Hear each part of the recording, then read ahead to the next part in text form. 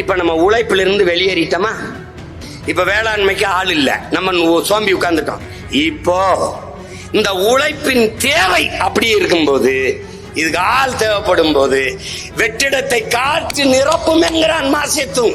இந்த வெற்றிடத்தை நீ வெளியேறினாய், வேறவன் நிரப்புறான். அந்த வேறவன் யாரு? இதர்மே ஷாத்மே ஹிந்திமே அவர் லாங்குவேஜ்மே அகன்றான். கல்கத்தாலேருந்து இங்கே தமிழ்நாடு பத்ராக்கு ஊர் தமிழ்நாடு இங்கே வந்திருக்கு. நம்ம வருஷ நடுவுக்கு வந்திருக்கு.